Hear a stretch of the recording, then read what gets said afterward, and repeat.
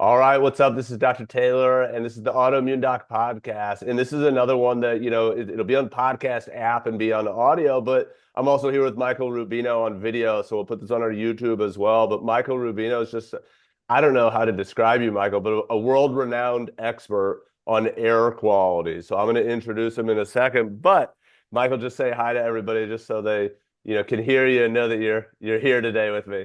Hey, how are you? I don't know to describe myself either, so I don't blame you there. So just Michael and I don't know each other, so I was just kind of introducing myself. But who I am, Michael, I'm a functional medicine doctor. I treat mold, so you're very familiar with the type. Yep.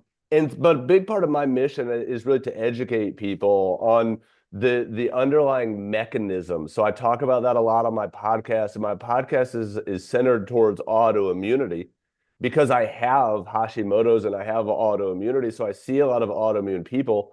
But the question, even with autoimmune, whether it's RA or MS or Hashimoto's, the question is what's driving it. And so if you're asking those kind of questions, you quickly come to the conclusion or that mold is at least a driver or air quality is. So educating people about that is part of my mission and also part of yours too. And it's not just mold, but it's everything else, with regards to wildfire smoke or some of the things that are just a little more trendy right now, but also still super, super important. So my takeaway of Michael would be that you're, basically a professional air quality expert who's really, one of the best in the world, if not the best in the world, on just getting the word out there, So you've been on a lot of podcasts, spoken at a lot of things, but you're also just great at the education piece, meaning some of the your websites, the design is great. The education as far as like, really breaking it down for a layperson that's like, what is mold? Is mold a problem? And then really getting into the deep science between, is it a particulate? Is it an organism? Is it, the toxin byproducts and just stepwise fashion. So just that's just a kudos to you as far as literally like the design. My wife's a graphic designer, so like I appreciate that good design, but it's also helps educate people better. So you've got amazing websites. You've got a couple different, business entities and things like that that we'll talk about. You've helped start some organizations to help educate people. You offer some testing options and some actual remediation services. And so it's just really, really good. And I would just say, Michael, too, that you're clearly passionate about educating people just like I am, because I think that understanding the mechanisms just helps people find their solutions better. And another thing we have is we have your book. I was going to bring it to show on here, but we have a lending library of books that we lend out to people. So of course yours is rented out right now, but I do have I'll your send you book. some more. Yeah, I'd Yeah, be I happy love to. that. Yeah. So and professionally too, the last thing I want to say before I introduce you is I just want to say I've got a ton of experience. And again, not to say that I know everything because nobody does, but it just again a lot of experience of thousands of stories, tons of home tests, with regards to our local testing guy and somebody actually getting specific samples of rooms, but also, plate testing, dust testing, and all that meaning too. There's pros and cons to each of these things. There's good, better, best. There's budget question. There's all these things. But, there's ERMI, there's HERTSMI, there's mycotoxins, there's SEERs, there's organic acids, binders, glutathione, sauna, you name it. And so we've got a lot of experience with all those things. I personally had a big mold issue myself. So, like a lot of people in this business, it wasn't really the start of how I got into this. It was kind of like after I was already into this, but I had a big mold issue. I got rid of nasal polyps with using essential oil. So I know you just had Don Dennis on your pod recently. Don Dennis is Yeah. our guy with, we carry the EC3 products and all the things sinus wise. Um, so I've had my own experience. And then I also had another issue at my office that I just think is interesting to mention before we get going, but where I knew something was making me sick. And I'm a mold guy, and so I'm like, it's mold, it's mold, it's mold, it's mold. And it was, long story short, it was formaldehyde. I got a formaldehyde meter. It took me like 2 years to circle in on this. And I wasn't like super sick. I just had a runny nose. But I got a formaldehyde meter and it turned out to be formaldehyde. So I'm also intrigued to ask you about like the what else's, because I think there are a lot of what else's. Um, and there are a lot of opinions that are out there of like whether things are good or bad. And I think that the point is, it's not always like, yes, you should use this or no, you shouldn't use this, but talking about the use and the application and what we're aiming at and what we might expect from that. But there's a lot of, again, things that can be used in the indoor air world. And even sitting in this room, even right in front of me, I got an air scrubber, I got a fogger, I've got a ionizer. And so I just dabble with all of these things. So I like to hear from the experts like yourself about, well, here's why you should or shouldn't use this, or here's what I like, Taylor, or whatever else. But so tell us, Michael, just a little bit about yourself and maybe your intro. You've got quite the pedigree, with your background, your wife's background, and some things like that. But tell us about yourself, maybe how you got into, the air quality world. Yeah, I mean, my dad's been a restoration contractor since I'm 5 years old, so I've been around construction my entire life. Hurricane Sandy happens in the Northeast right after I pretty much moved back home after college. Started working with him, started going into people's homes, and that's when I started noticing a pattern of people really being sick. I mean, the amount of people I came across that were sensitive to their environment. I'll never forget this woman's home that I walked into where she literally was so sensitive to EMF and radiation. She didn't have microwaves. I had to leave my cell phone in the car. I used to write things up with an iPad back then. I couldn't bring the iPad in. I had to go and get notes and pens. And, it really opened my eyes to something I was completely oblivious to. And one of those things was that our houses could make us sick. And And all of these people were dealing with all different types of chronic conditions that they only started to experience directly after the storm and the water damage had hit their homes. And so it became pretty obvious to me that there's a big missing link here. A lot of these homes were supposedly already remediated. I mean, I saw the proposals that people and the scopes of work that people performed, but yet they were not feeling better. And so that's really kind of how my career started. And it just was this, I would say, obsession with trying to solve a problem that turned into a passion for trying to really scale a solution. And that's, kind of where we are today. We know the problems there. The work that I've done earlier on in my career and studying a lot of the works of great people out there that have already, kind of carried the torch before me. It's that process and that research and really taking that information, which is essentially lab data, and then how do we apply this in the real world? And through that experience, I've really kind of been able to tailor a process that I'm focused now on scaling because the end of the day, we all realize the great brevity of the situation. Well, we need solutions for that. And that's where people like you and I come in. We need to fix the home, obviously, get rid of the exposure, and then fix the body. And that's another thing I always want to make clear to people. I know people think I'm a magician, but I'm not a doctor. And so this is a two-part equation for sure. yeah, and I think it's, everybody has heard the old metaphor, but we draw the bucket, we talk about, hey, you can't be filling the bucket from the top. So that's the environment. So whether that's, mold or foods or whatever it is, and then emptying the bucket is a separate part of the equation, but that might be detox or binders or whatever else. And I think there are some ways that this can be, scaled of some generalizations, but there's also just a lot of individual nuance. And that's where it comes into, some specifics of your basement is different than my basement or things like that. But I love that word scaling because that's exactly what I can see from a distance is like you're taking this message and making it a little more accessible and understandable to a broader market. And they still have to take the action steps. And it's still tricky. Even if you know all your Yeah. puzzle pieces, it's still really tricky. But I love that. I also want to just touch on some of the things you said too, because like the EMF sensitive person, to somebody that's not familiar with that, or, I have friends who are maybe in the construction industry, they would think that that sounds crazy. But you see it time and you see it again and you see it again. And I think that's again the world that we live in is you see it time and time again. It's like, holy crap, there is definitely something going on here. And you're Yeah. looking for it, as you said, you're looking for like, well, why this person is clearly sensitive why? And then we're working backwards from there instead of going in and being like, yeah, your home's clean for you to purchase, as a home inspector or something like that. Your goal is looking more for, well, why is this person sick? But I love that. So And I want to touch on that for a second please because, talk about whatever. when I started ringing doorbells and walking through people's doors and meeting them face to face and sitting down with them at their kitchen counter and they told me what their problems were, right? In that moment, I was, a guy who's supposed to be the remediator potentially, right? I'm somehow their therapist, right? It becomes very personal and very emotional very quickly. But you touched on something about this, like this craziness, right?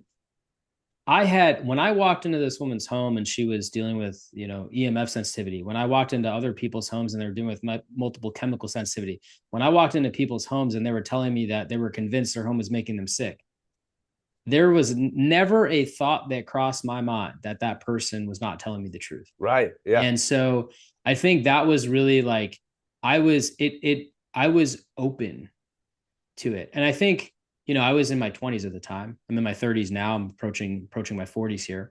And I was very open to what it was that they were convinced that it was. And so much so that I became obsessed with trying to figure it out. Yeah. Yeah. And I think that's what made things so differently. I mean, we have the IICR CS 520. It gets better and better every time it's updated and released. We had some frameworks on what to do and how to fix a home. But it was that obsession with trying to understand, why was this person struggling? And you got to remember too, like back then, I'm talking like 2012. Of course, there was a terminology, multiple chemical sensitivity, EMF sensitivity, but it wasn't it's still today isn't commonly accepted, Right. right? And I And tell so people too that because I've heard it said that mold science mimics cigarette science in the 60s, but it's moving slower. So we've come 2012, not that long ago, we've come a long way, but it's not progressing that quickly. But sorry to jump in there, but yeah, no. So I think the point is, like, I had to be open to it, and I'm so glad that I was open to it, and I wasn't, one of those people that just says that doesn't make sense. I've never heard of this before, and just kind of blew it off. And it was through that where I started researching, and by researching and becoming obsessed with this, I started to see. I mean, today I can tell you, I'm sure you would agree with this, but the breadth of this, how much this impacts human health across a large scale, I think is inconceivable at this moment. I agreed. think the research we have is the tip of the iceberg, and we need to, as a civilization, we need to demand to walk through this door and conduct more research. Just the other day, I talked to a toxicologist. Okay, speaks at a university, tells me Michael, I do not think mold is significant. The toxicologist. And, you know, look, I think human health is complex, right? There's a confluence of factors to consider. But I believe this person is fundamentally incorrect.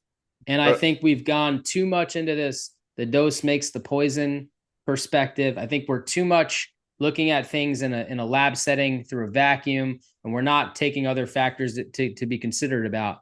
Personally, I think the quality of air we breathe is one of the most important things for human health. And I think not only is it one of the most important things for human health, it's also the most overlooked item in addressing human health. I And completely so, agree. and I wanted to kind of drive that point home because I think I forget where we are. We've never been sicker than we are today. I think we can all agree on that if we're looking at the right statistics and metrics. The bottom line is, where could we go tomorrow? And I think we have a tremendous opportunity by continuing to hyper focus on the air we're breathing, the food we're eating, the water we're drinking, and supporting our bodies through testing, not guessing, right? And understanding what's going on with our bodies, because we're all unique individuals, right? And some of us, we're going to need more help in some areas than others. And I think the more we look at it from that perspective and stop trying to look at everything in, as across the globe, I think we'll be in better shape. And so, wanted Yeah. to get that off my chest, because Well, obviously yeah, I'm and very passionate about this. exactly, and I completely agree. And I think seriously, we're just going to ping pong back and forth about all these things because even that toxicologist, first off, that boils my blood a little bit, but obviously we deal with it all the time. But it's like, what are you going to say to the family that I just saw who has 11? So I saw this family; they have 11 kids. They have all this mold. They didn't follow remediation advice. They started ripping stuff up. Every single one of them flared. They had to move out. Some of them were like hospitalized before I met them, and it's like, what would you say that's fake? It's like there's 13 of them in that house. So you see it and I tell people too, spend a day in my office and you don't believe that it's fake. You see Yeah. these stories over and over and over again. And I also too see people, let's say around, you and I's age, and there might be, let's say in the construction industry, and they're starting to have symptoms. I saw this guy recently, and he's like, "Man, I used to think that people that talked about mold were crazy, but now he's having all these heart issues and all these brain issues, and he's had this high ERMI and dust test, and this he's starting to put this evidence together. He's also in the um, um, what is it? The development world. So he spends a lot of time in these old buildings, and he's like, he's on the East Coast, and he's like, man, these old buildings, they're not as bad as like my apartment that's new and airtight. And so all these things that Yeah. are that you and I hear all the time, it's like it's interesting to see somebody's learning process as they go from completely oblivious to like, oh my gosh, this is making me sick. And then it's like, oh my gosh, this is making a lot of people sick. And I think that to piggyback on one of the things you say, diet, exercise, environment is on our radar for everybody. We talk about diet and exercise and which one's more important and blah, blah, blah. But I think that air quality trumps all of those. And I don't think there's many people that are saying that. We're all breathing air. We're all breathing, all the time, and more so than, eating food 3 times a day and things like that. And there's toxins in the food, there's toxins in the water. We don't sell plastic bubbles, but breathing clean air is to me the most important thing. So yeah, I appreciate your mission behind that too. Um, Tell me about, even with that, next question, like what about change the air as a foundation and the mission behind that and just kind of your involvement in that and the maybe even some of the resources that are available too, which I know is a lot, but Yeah. I just did a YouTube video, yeah, I don't know, like a month ago, and it was before, I don't know if we had this scheduled yet or not, but I just am talking about some free resources that we share with people in my clinic, and some of them are from Change the Air, and I give credit, of course, to everybody. Some of them are from We Inspect, some of them are Yep. from things I've done, Dennis, or other things I've downloaded, but we try to send these people this educational content just so they don't go in with bleach in the spray bottle, bleach and kills. But what about change the air as a foundation and kind of the purpose and mission behind that? Yeah, so basically, Change the Air Foundation it was a dream of mine. I mean, if you read my book, The Mold Medic, an expert's guide on mold removal, when that came out in 2020, I mentioned the foundation in there, and that at that point it was just early stages, in my mind as a concept, and I ended up meeting two key people, Brandon Chapo and Kendra Seymour, who are the co-founders with me for Change the Air Foundation. And it was one of those like super organic interactions, right? I happened to see an article about Brandon, and Brandon got really sick in Ohio in a building. And, most people, we get sick and we're like desperately trying to get better, right? And just, moving on. We just want to move on and, live life again. Not Brandon. Brandon decided to be a change maker and go in and literally call his congressmen and congresswomen and drum up literally change in the form of a bill. And I forget the name of the bill exactly off the top of my head. I think it was the Ohio Safe Indoor Air Act. Don't kill me if I butchered that. I apologize. And when I saw this, I was like, I have to get in touch with Brandon because this is literally something that I had envisioned that could be done literally as an entire arm of a nonprofit. And so Brandon and I ended up connecting over Facebook Messenger of all places. And through time, we really started to build shape around, bringing, coming together and forming a foundation. It was at that time that Brandon then introduced me to Kendra, and Kendra has this amazing Facebook group that she's still part of today that she moderates and is just kind of one of those. She's a school teacher at heart because she literally has teaching experience, and she illuminates things. I mean, the way in which she's able to shed light on information and help people overcome a lot of this misinformation through that group was so inspiring. And I said, look, we have a real need for education, right? Because education and awareness go hand in hand, and people need access to information for free. And there's only so much I can do as a person. It's a lot more we can do building an organization together, right? And so we brought together through education, policy reform, and obviously the third bucket is research, which is another critical point of this. We're able to create a foundation, which is now called Change the Air Foundation, a 501c3 nonprofit. And we've been in existence for over 2 years now. We did our first summit, a couple of years ago now. We had Gwyneth Paltrow on there and Deepak Chopra and some really cool names, at Christina Perry, who I had a personal relationship with, that believe in the mission. And we were able to bring up, some really amazing experts on that, and talking about some important topics. Not something that we're going to be doing every single year, but it was to bring people together that, to talk about this topic was so, important for me. And the foundation, in past 2 years, we passed a bill, for our first bill in Illinois, actually. Yeah, And which my state, which is not yeah, really known for being, I don't know, super forward in a lot of ways, but it was awesome. I was kind of surprised when I got that in my email inbox. I was like, oh, Illinois, did something, worth noting. But that was awesome. first domino to fall. We got 49 other Exactly. states, and this is just like phase one, right? So bills are notoriously difficult to pass. Obviously, I'm sure you can imagine. And it's, you can't put too much in a bill too quickly, because change is scary, right? And so you start to get a lot of backlash and pushback. So what we're trying to do is obviously introduce meaningful changes that can continue to exist and be hopefully adapted to over time. We also did really a meta-analysis project, sort of, called the policy brief, and it is a policy brief. The policy brief really put together a lot of information that, it had existed before. It's not like it was earth-shattering information or anything, but to have everything in one place to really understand the economic harms. And of course, we have, limited by what we could actually say because of the limited research that exists, right? So a lot of the numbers are kind of leaning more towards what our economic burden is because of asthma, because that we do know is caused by mold, 22% of the cases. And so through that, and we show how much economic harm we have from ignoring this issue across the country, the economic burden is pretty significant. And so obviously we have to look at it from this perspective. What do we need to invest in America's infrastructure to prevent the type of illness that we have? And, again, being limited by the existing research that exists out there, I think the number is much, much larger, right?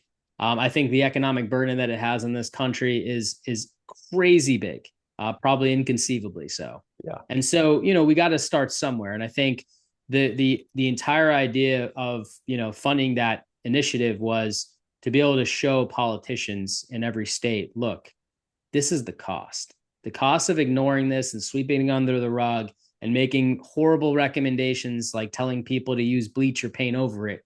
This is what you get. Yeah. And so, I think it's, when we're talking about politics, we need measurable outcomes, right? And so this was something that was really, really important for us to do as an organization and to put out there. And I think, it's out there, right? So not just our organization, but any organization can use it.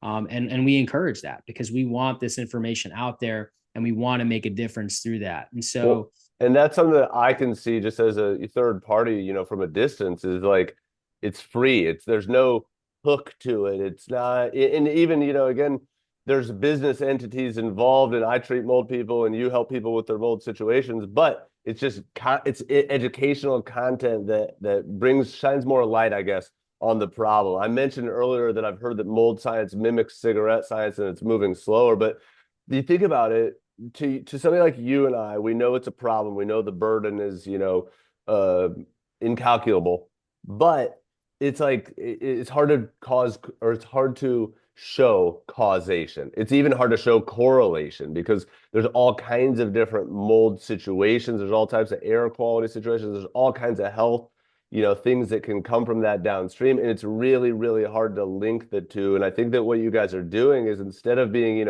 one person just shouting it from the rooftops, which can sometimes draw a crowd, you're thinking like, well, how can we actually make change? And that starts at the grassroots level of, putting these plans together, like you're saying. And I think that now, just seeing, even some of the fruits of your labor, meaning like some policy reform and policy change, it's really cool. But again, for me, and not knowing anything about this, from a political side of things and stuff like that, I've just seen change the air in the last couple of years, just start making waves, even just in the layperson community and in the educational community and certainly in the treatment community.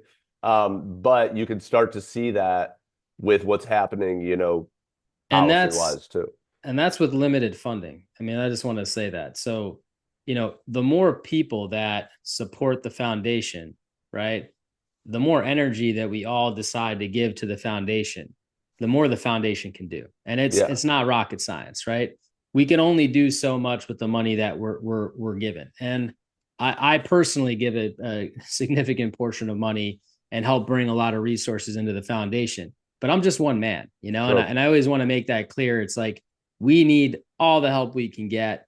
You know, set a meeting with Brandon, set a meeting with Kendra. I think you'll get to really see the breadth of the organization by doing so. And, if what the organization stands for aligns with what you want to contribute to and how you want to see the world change, by all means contribute. And I think that's why we do contribute as human beings to nonprofits, because we enjoy their mission, we root for them, and we want them to succeed. And so, we're kind of in the same way. I mean, there are business units that I have as a person, right? And so when I look at my overall vision, the reason that I wanted to create this foundation, I'll speak for me. I don't want to speak for Kendra and Brandon, but I realized that I personally was never going to be able to solve this problem one house at a time, right?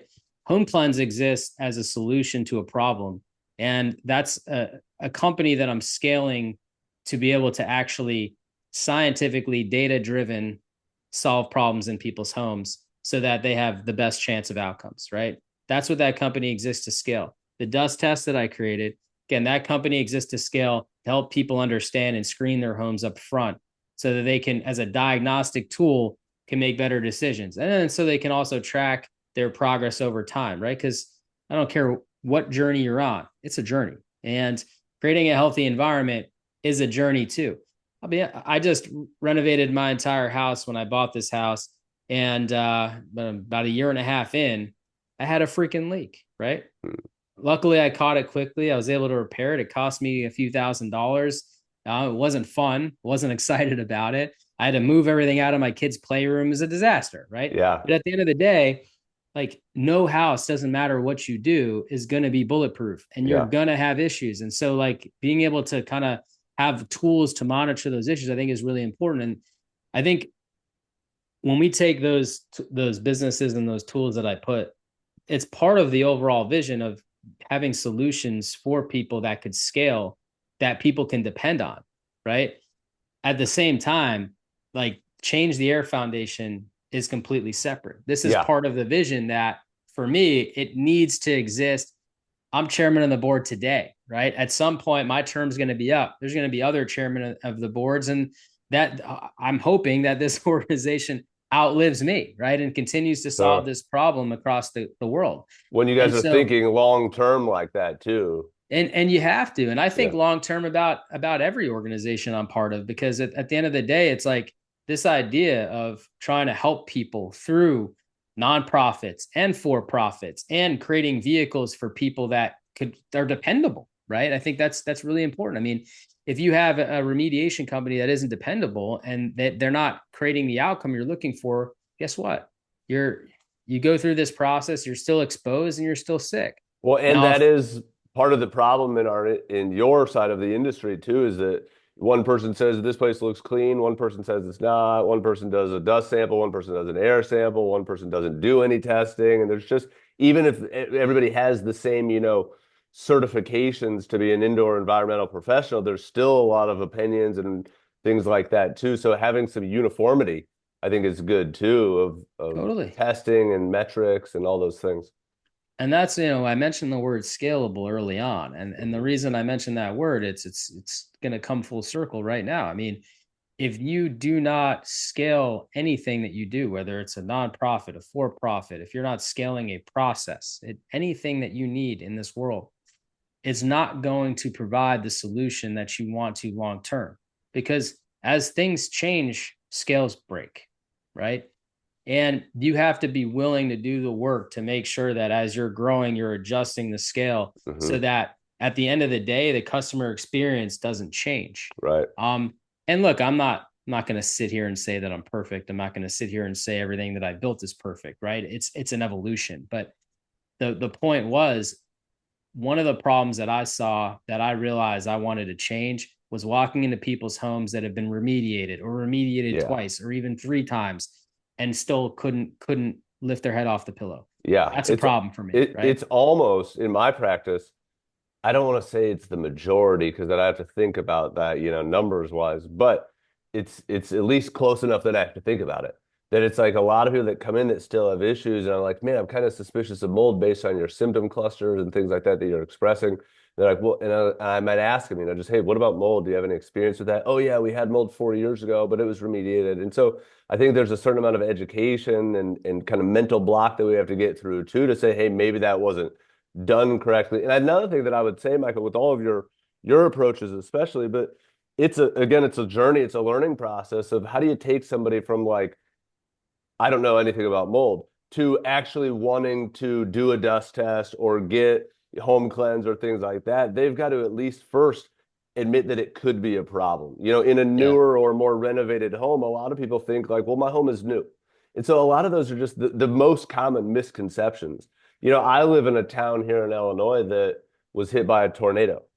And so I see more mold cases in my town here that were homes that have been rebuilt in the last 10 years than I see on the old side of town. But those are not the people that are suspecting it. Those are the people that are thinking, my home is new. I couldn't possibly have mold. Why am I so sick? But again, you just got to break through some of those barriers of education to get somebody to pick up the next breadcrumb as they're following that trail of breadcrumbs that eventually leads to testing, remediation, long-term solutions. But there's a lot of breadcrumbs they have to follow to even get to that point. And I think that, again, you're taking all of those things into account as far as if somebody's never even heard the M word and they stumble upon our website, where do they begin? And again, I think you've made that really navigatable, but it's also something that you're always tweaking and changing and stuff too. What are some of the resources? And again, if you know off the top of your head, I'm sure you do, but just there's a lot of them on Change the Air website. But what are some of the resources, like even some of the downloadable PDFs or some of the things that people can just find on there with regards to education or also action steps as well?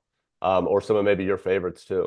Yeah, I mean it changes week to week, right? Yeah, Kendra's in charge of that department. I'll tell you, exactly. Yeah. she's killing it putting Yeah, and together all those and resources. those handouts, those PDFs, they're money. They're so good. So, So what I always recommend people do when they're looking to figure out what to do, there's a start here section. uh-huh. You click start here. And you're Great going to advice. learn how to find an IEP, how to find a remediator, right? You're going to learn really all the different pieces of the puzzle.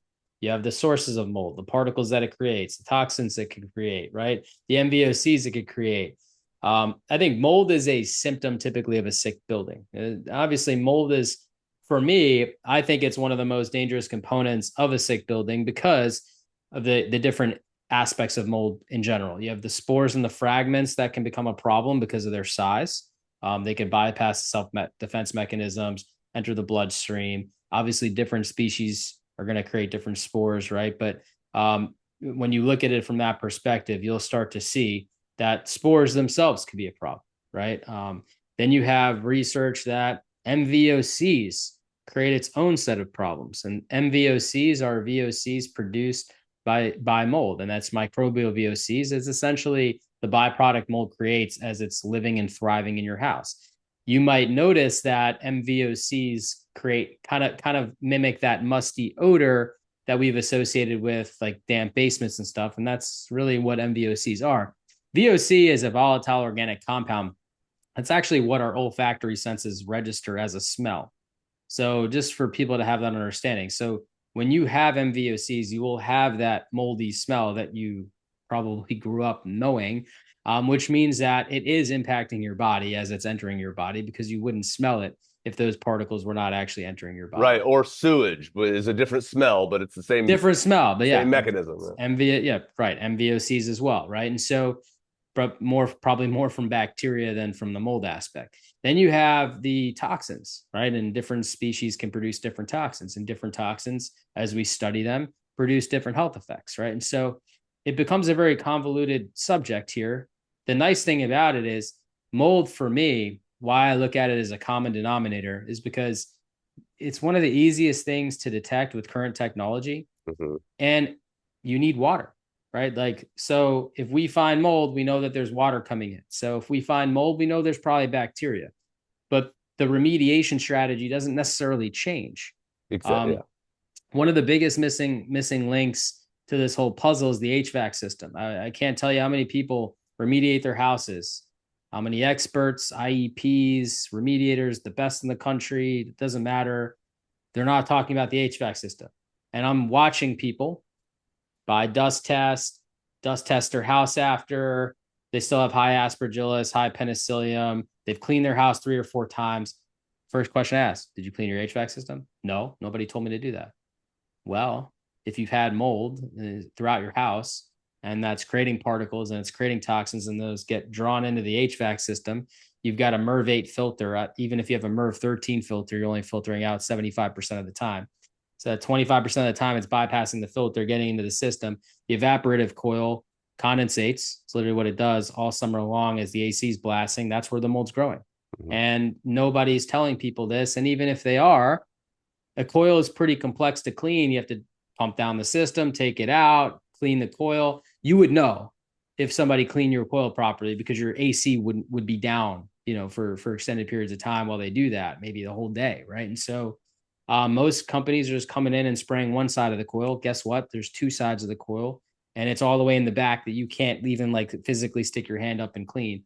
And so you look at it from all this perspective, and it's just like we've just we're not doing the complete process, and that's why you're still seeing people not feeling well. That's why you're still see data showing up on the dust test that shouldn't be, And despite all these people's efforts. And so and one of it's one of my opinions of like proper testing and remediation is it's not I it's not rocket science. It's just we have to take all you have to go 12 layers deep, and like how are you not cleaning the lungs of the home, and or at least looking into it. But to your point, you're just not getting it all if you're yeah, missing they're the cleaning the HVAC. ductwork. Ex Everybody goes right for the ductwork. Just let's clean the ductwork. Let's clean the ductwork. And like, yeah, I'm sure there's some benefit to cleaning the ductwork for sure. But Particles, blah blah blah. Yeah, yeah, but but like that's not where it's growing, yeah, unless you yeah. have condensation problems and like in the ductwork and you have mold growing in the ductwork, which by the way, at that point, cleaning's not going to cut it. Right. You need But to, yeah. unless you have that or you have mold growing around vents, it's growing in the evaporative coil. And like it's just always neglected. Yeah. There's a lovely test, EPA 36 test. I love that test for the HVAC system. Never see people use it, almost sparingly. Very few companies use it. And so there's so many things that we could do to get a good baseline of what's going on. But, look, I get scrutinized all the time by other professionals for, being data driven, which I think is crazy to me, but Yeah. here we are. And the reason being is because everybody thinks that, well, we need to, we should be able to see these things more. We should use tools like thermal imaging and do a proper inspection. And, when you take things out of context, of course, you need to do a proper inspection. You need to know what to test. You have to inspect to know what to test, right? So when I speak about these things, for me, that's a given, obviously, because we're not just looking to test every single wall cavity in the home. It'd be crazy. But yeah, I think having the data to understand what molds are we dealing with and how might that correlate to the unique individual, Or especially someone, where might we find them? If it's Stacky versus Aspergillus, you might go right? looking in a different place if it's coming from a dust test. And you're just again following that trail of breadcrumbs. It's not always leading you right to the end. It's leading you to the next clue of where should I look?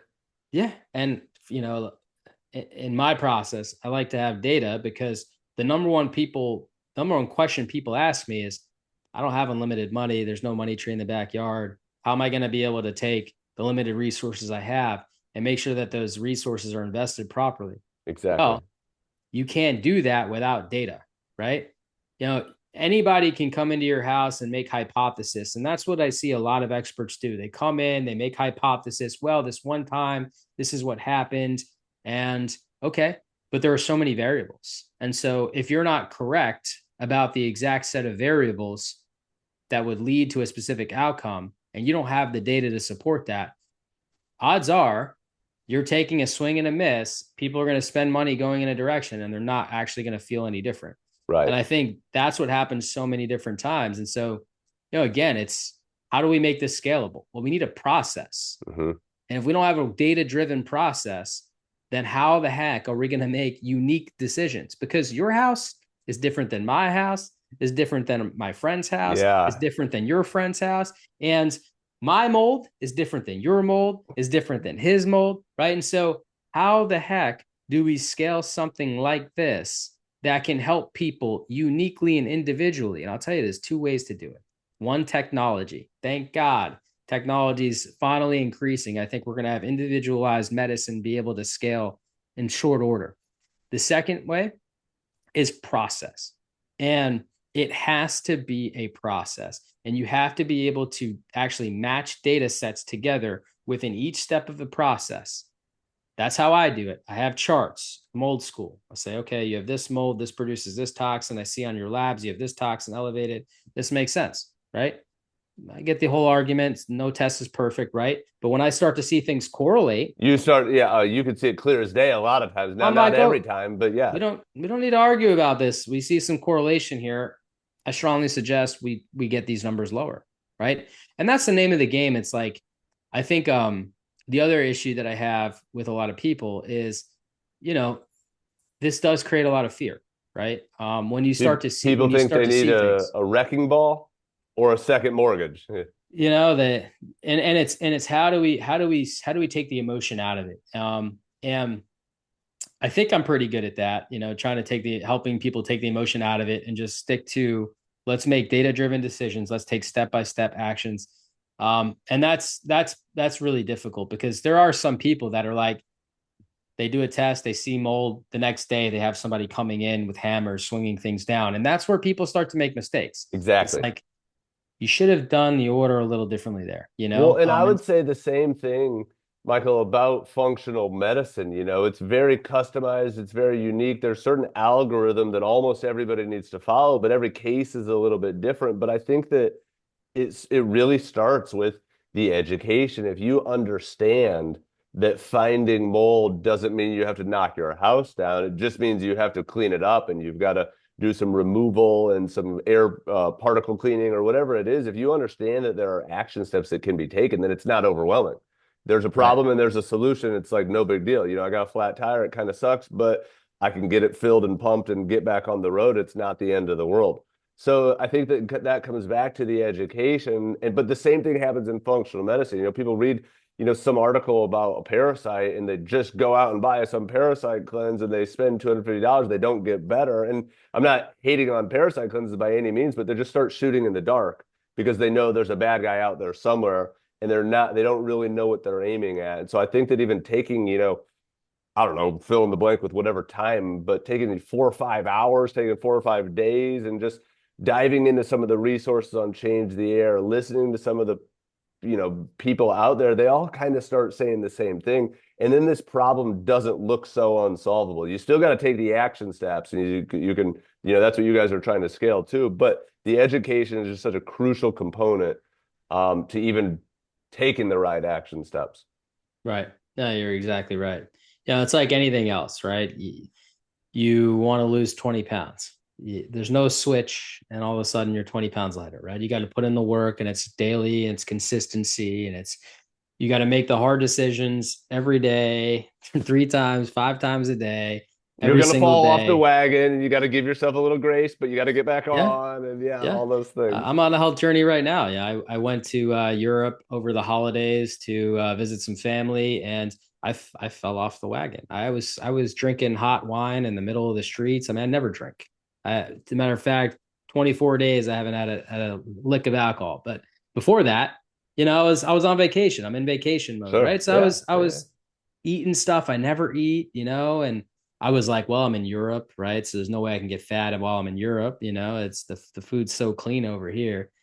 I gained 10 pound guys. And you know what? It's like you could be in the cleanest place in the world, but if you're having too much sugar and too many carbs, right?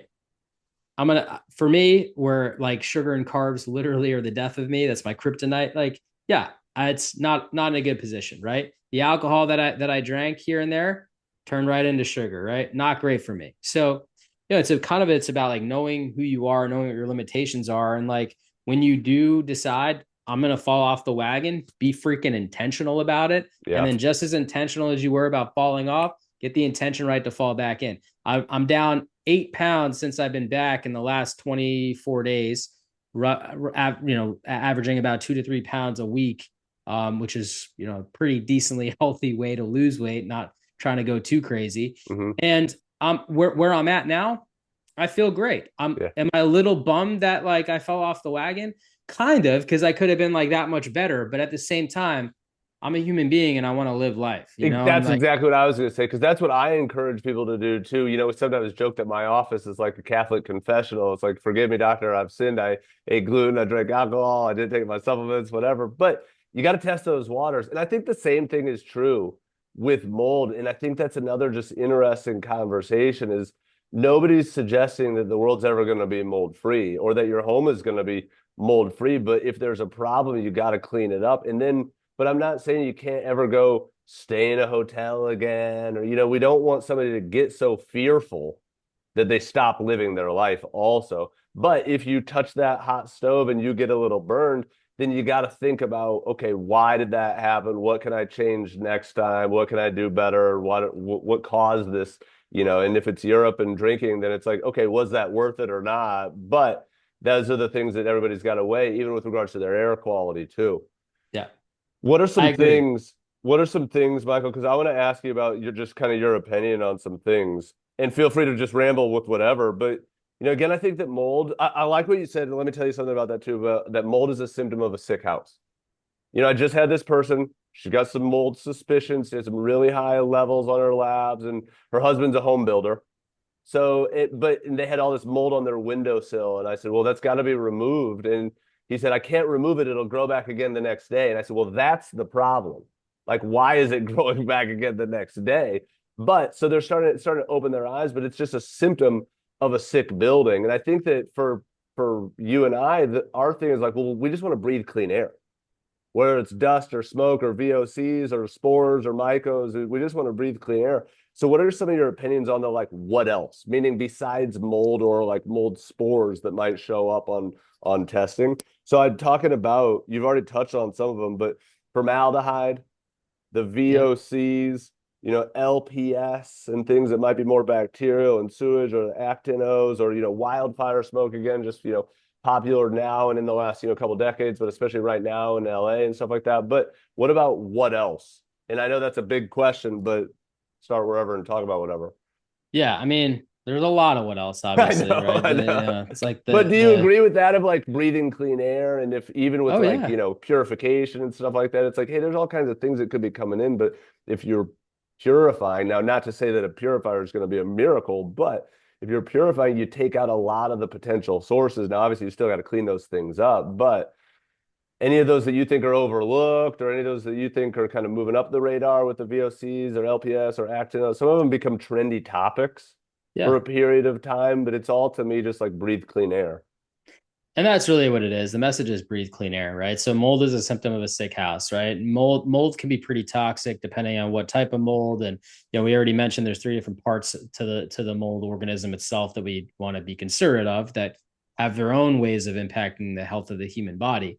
You have bacteria that also grows with the same water damage conditions, right? And so if we have too high humidity, too much water coming into our house, we're gonna have mold, we're gonna have bacteria. As bacteria dies off, it can produce endotoxins. As it's alive, it can produce exotoxins, right? Both of those are not really that great to be breathing in. You're going to have virus particles that you're going to spread in your own home, that your family is going to spread in your own home. To just to be mindful of, not try to make everybody Sure. fearful of But breathing, and right?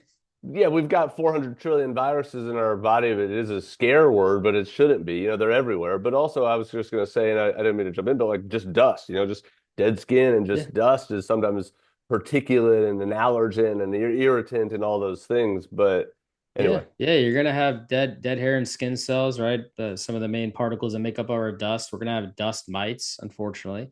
We're gonna have animal proteins if we have animals, or pet dander if we have pets, right? We are going to have things like VOCs, things that we bring into our house can have things like formaldehyde in it, right? That also can be a problem for inhaling all these different things. We have microplastics, right? That enter our environment. Even PFAS, we're seeing a lot of these PFAS forever chemicals actually off gassing into the air and being actually you're breathing it in. And so, Mm-hmm. you want to be mindful of all these things. And what does that really look like? Well, it just looks like making smart decisions on what you bring into the house versus trying to kind of draw a line. I don't want people to go crazy, at the same time. I just want people to be mindful that these contaminants exist and that when you are making purchases of items, you know what to look for, right? Yeah. So I look for VOC free or low VOC alternatives when I'm buying stuff. I'm looking for formaldehyde free products where I can. I obviously want to get humidity and moisture under control in my home so I don't have mold or have bacteria overgrowth. I think the word overgrowth is a good word, by the way, because as you mentioned earlier, we can't really have mold free homes or bacteria free homes or virus free homes. It's impossible. We can't build bubbles around ourselves. We can't build bubbles around our homes. That's not the objective. The objective is to have an environment that is under control. I want to be able to go outside and come in and take my shoes off at the front door, knowing I'm not tracking stuff in, and not have to worry if I brought a mold spore in my clothes in on my clothes or not, because I probably did, Because right? every day, yeah, But yeah, like, how am I supposed to live with that type of fear? So what exactly. do I have? Well, I have good cleaning regimens, right? I clean with the right stuff. I don't have chemicals. Chemicals is another thing. Chemical off gassing inside of our own homes with the cleaning products. It's a Hmm. big deal.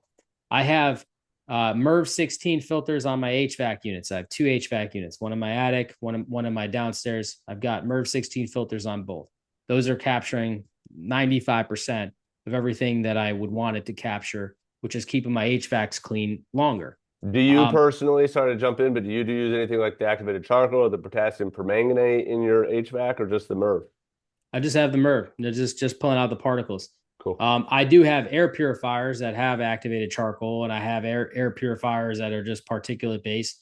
And so I have the HVAC systems, which if you put a MERV 16 filter, it essentially turns your HVAC into an air purifier. Right. So I've got that. I've got some air purifiers around. I've got, some for VOCs, some for the particulate. If I live in Florida, so I don't have a lot of fire potential here or smoke potential here, but I have, if I lived in California, for example, I probably have a lot of VOC based filters. So I'd have those charcoal filters to pick up some of the VOCs that you're going to unfortunately have with smoke. But I'd also have particulate filters Particularly. because that ash and that char and a lot of those chemicals that are going to come in that they're coming from burnt buildings and all these building materials that are going to have unfortunately chemicals involved. Yeah. We want to be able to pick up those particulate matters so that you're not breathing that in. And so, it's different strategies for different things. Unfortunately, we are going to have times where our air quality outside is not great, where we're going to want to keep windows closed and have, recirculation of air. And we're going to want air purifiers probably running full blast. And then there are days where the air quality is great outside. We're going to Hmm. want to open windows and get fresh air in and dilute the amount of particles we're breathing in. You mentioned something earlier about the modern home.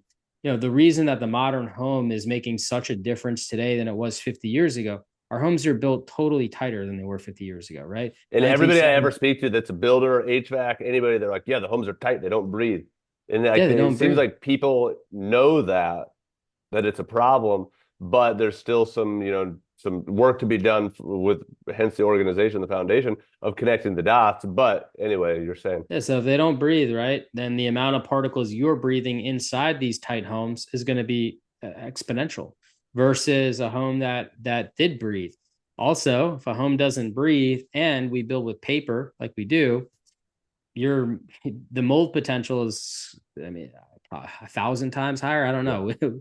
I'm just throwing a number out there, but it's but sure. exponentially higher Yeah. than when we had balloon framed homes that had an air gap between the exterior and interior wall. And then even if water came in, we had a cementuous product called plaster on the other side of that. Hmm. So when water did come in, which it did, just like any other house, you still have that same risk factor.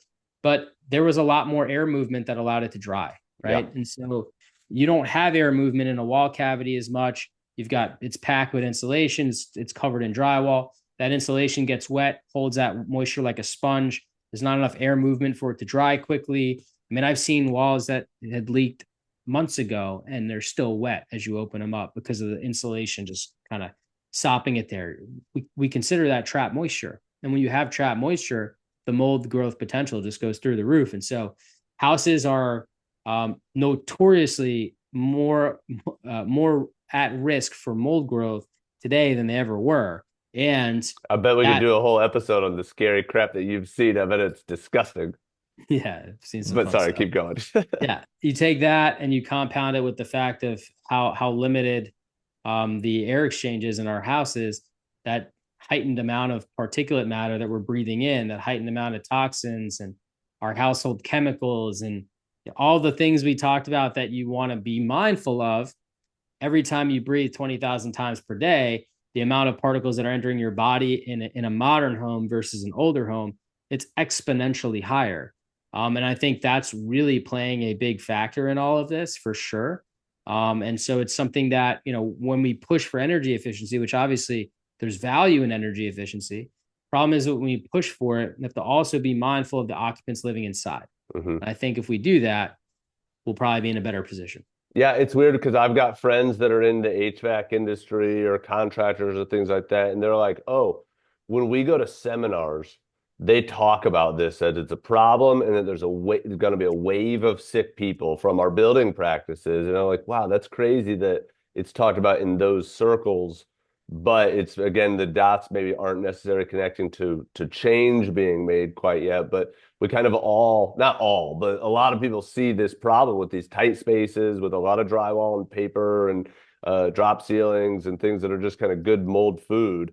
But it's a kind of a perfect storm. What about another question too, Michael? Just again, your opinions. But I think that some of the things that we're talking about right now, I don't say everybody agrees on, but almost everybody agrees on like particle filtration, so whether that's purifiers or MERVs or, VOCs, there's all kinds of different nuances to that, PM 2.5 and different particle sizes and all that stuff. But what about some of the other just, I don't know, fringe things that like ozone? Some people say it's horrible. Some people say it's great. I had great success with it with my formaldehyde issue. I just didn't really know why. But every time I ran an ozone, I felt a lot better. I never ran it in when I was there. I'd run it over the weekend and let it dissipate and stuff. But a lot of people tell me that was completely wrong, but it helped me. Or ionizers. You hear controversial things about ionizers or UV lights. Another thing that just I've heard, and again, correct me if I'm wrong, but like a UV light on the HVAC isn't as effective because the air's not stagnant, it's moving. But I've heard Right. that an HV light on the coil is effective because it's not moving and it actually is really good at controlling mold with that UV light in that application. So what are your thoughts on some of those things?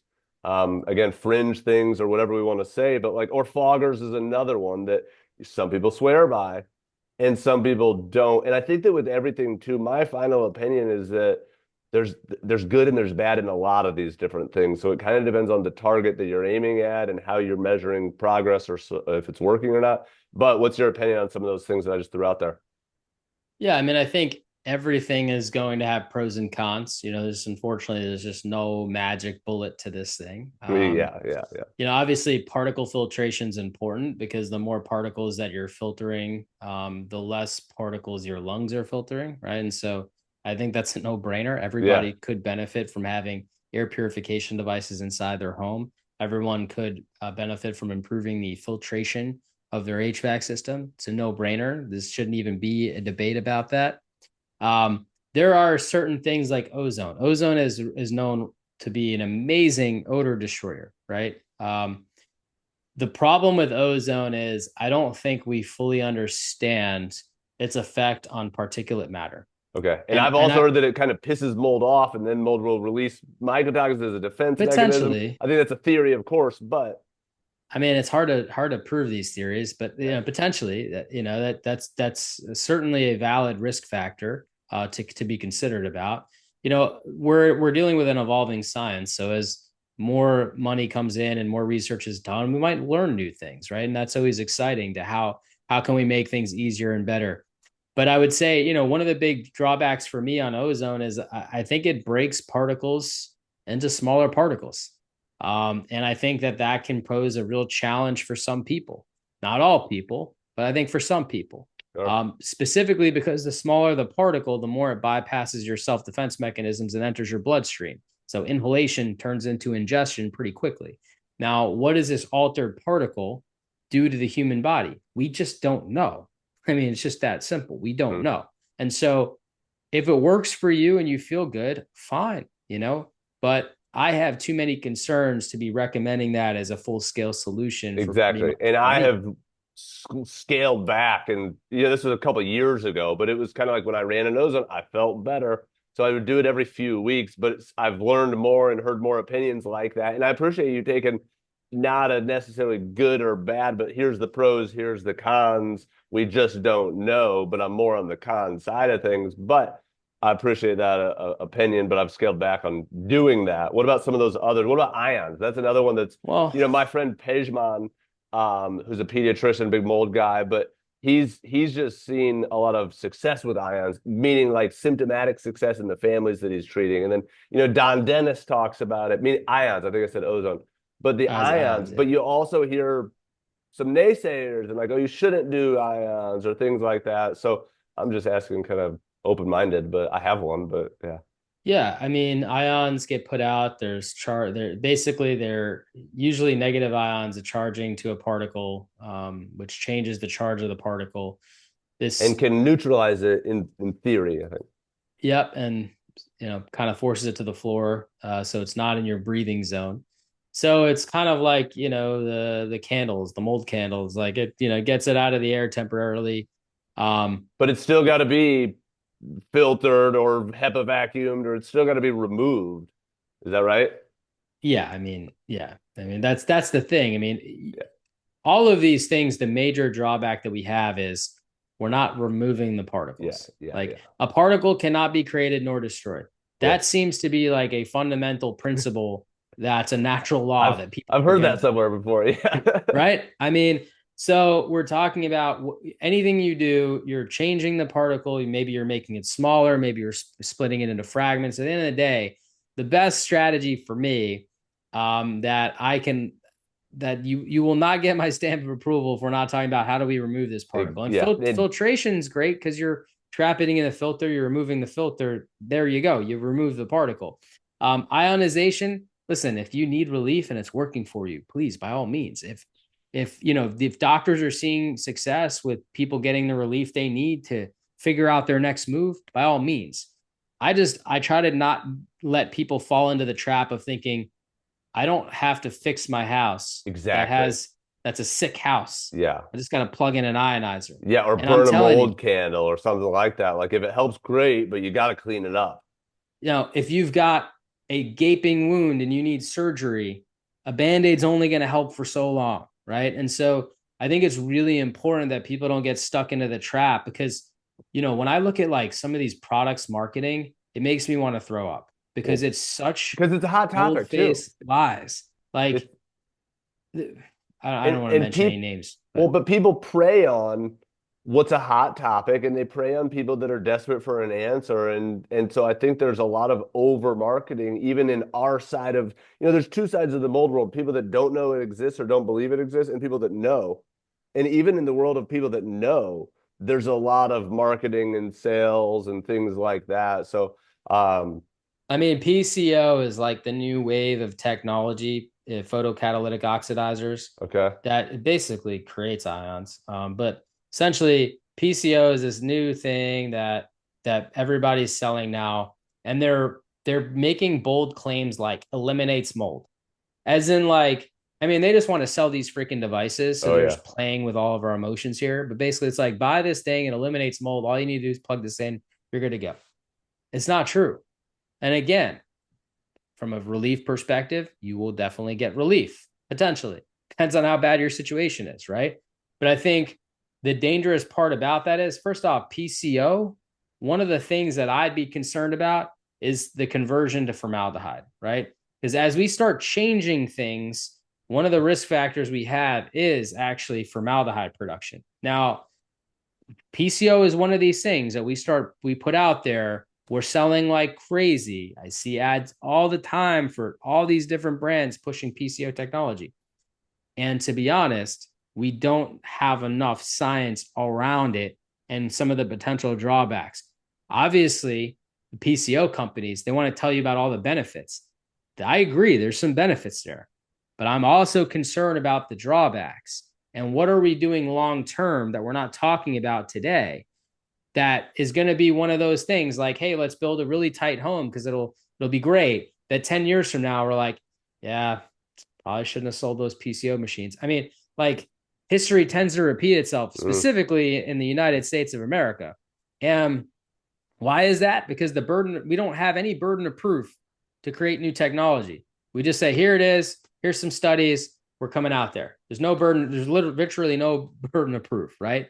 The approval process is very, very streamlined and limited. And that unfortunately has a major drawback with products coming out there of creating unintended consequences. Because I'm Yeah, not saying these companies are trying to harm us, but there's going sure. to be unintended consequences, and that's what I'm looking at. I mean, Hmm. for me, my probably my biggest concern would be the formaldehyde production that could potentially happen with PCO technology that I think we need to look at. Sure. Um, you know, still same drawbacks. We've got particles. Those particles, how are those particles changing? How are they impacting the human body? Same, just like the ionization. How are those particles changing? How's that impacting the human body? Right. One challenge with ionization, obviously, these particles will re-emanate, right? We have to remove particles. So you'll always see from me, I get behind things that are built around removal over like trying to destroy, obliterate, eliminate, and all Neutralize. those Yeah. fun Yeah. marketing terms. Neutralize. Like what does that even mean, Yeah. right? Yeah. And Yeah. so Yeah. It does. Yeah. Because the particle's still there. I like that. Obviously it's a law of physics, but it's like the but it's particle can never be neutralized. created, never be destroyed. Yeah. Yeah. Yeah. What does that mean? Yeah. If I put one of my most sensitive clients in a room full of neutralized particles, would they react?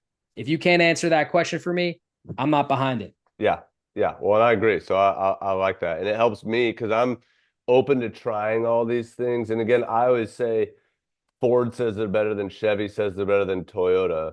They're all about the same. You might test drive them and see which one works for you. And I would say the same thing even in the supplement world. These reps come in and they pitch me on all these things. They're just regurgitating the sales pitch of what the supplement is good for. I'm like, well, what about all these other variables that play into human physiology? And you don't always have to know them all, but you have to keep them in mind and not just be over like quickly sold on the benefits of something. It's really, really famous. Obviously, it's really famous in the supplement world because people come into me with, 25 different supplements that they read about how great they were and they still feel like crap.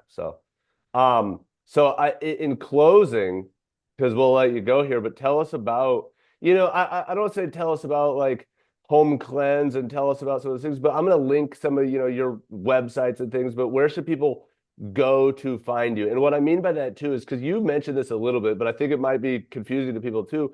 If they want to do a mold test, it's Dust Test, and that's a business that you own and have created and is awesome. If they want remediation, it's Home Cleanse. If they want information, it's Change the Air. But all of those doors lead to more of your content and more of your info and more of your education. So where would you point people, for more information or things like that, Michael? Yeah, no, it definitely depends on what you're looking for, right? And Yeah. so yeah, if you want really good resources and good information or anything I said to you about the mission of the foundation, you should go to changetheairfoundation.org. If you want to connect with me personally, you should go to my personal website, themichaelrubino.com. And there you can obviously find, some of the other things I'm Links working to the on and other, some of the yeah. endeavors and stuff. That's a nice centralized hub, if you will. If you need not only remediation, but if you're just like trying to figure out a healthy home, you want a healthy home, you're not really sure what to do, and you're at the beginning of the journey, a home cleanse is a good place to start because I could help you a lot easier if you're at the beginning than if you're in the middle. Yeah. Because if you're in the That's, middle, that's, you know, you might have data that's not valuable. We have to go get more data. And so, you know, that it's if you're in the beginning of the process, contacting Home Cleanse to create a healthier home, like we can help put you with the right people, get you in touch with everything you need to kind of go through the journey, start to finish, as effortlessly as possible. There's going to be Hmm. some effort. I don't want to make that Yeah, clear, but yeah. But you're going to give them it's painless. options and say, hey, this is, Exactly. yeah, yeah. Based And on budget and need and all those, nuances, but they're going to give options. And like you said, it's easier to start at the beginning than to come when they're halfway through or they've already done different, whatever. And honestly, like, the dusttest.com is a great place to go if you are just curious about checking the levels of mold in your house. It uses PCR technology. But honestly, you can go to Home Cleanse as well and kind of have a more guided approach. The dust test is offered through Home Cleanse as well. It's Right. part of our process. So it just depends on what you're looking for, you Exactly. know. But I would say too, because a lot of people hear this and they think, oh, dusttest.com, I'm going to go get a dust test. I'm going to test my house. And even if you're intrigued by that or going to do that, I would still say spend I don't know, 2 hours clicking around on Home Cleanse and on Change the Air and just learn about this and then still do a dust test, but Yeah. understand it a little bit more. But all those resources are, readily available depending on what stage of readiness you're at, I would say. Absolutely. Yeah. And again, it just depends on where you're at, what you're looking for, and but I can assure you that there's definitely a place for you if anything that we talked about was interesting for you at all today. Yeah. Okay. Well, it's then so just to wrap up, I think that again for me, it was birthed out of seeing patients. And I'm a chiropractor, so I started off doing chiropractic work before I did functional medicine. But you see these people that are on 20 meds and they're just suffering so severely, and nobody's really been able to help them. And you just start saying like, well, why? And like, well, can we clean up your diet? Can we get you exercising? Some of those, I don't want to say basics, but kind of basics. But I think that most people in the mold world, in the air quality world, we just keep asking why, and it comes back to you got to be breathing clean air. And so that encompasses a little bit of everything that we just talked about. It encompasses your purpose and mission and vision with regards to change the air. It encompasses some of the things we talked about as far as filtration and MERV and just some of the options, testing. And it is just, there's a lot of moving pieces. And it's a really, really, really tricky thing to scale and make, bigger and global because there are so many individual customized pieces. So kudos to you and your companies and all those things, and Kendra and Brandon too. Great job for you guys. But I think it comes back to, well, if we want healthy bodies, we got to be breathing clean air. And there are other variables, but it's got to start there. You can have the perfect diet, perfect exercise routine, all those things. If you're breathing dirty air, people get sicker faster, and we see it all the time. So I think that's kind of the takeaway of today is Yeah. breathing clean air. So anything else you have to add there, Michael? No, you take 20,000 breaths per day, you inhale enough air to fill up a normal size swimming pool. It's time that you start thinking about your air. Boom. Love it. Awesome. All right. Thank you. Appreciate that. And yeah, hopefully we talk soon. Likewise, talk soon.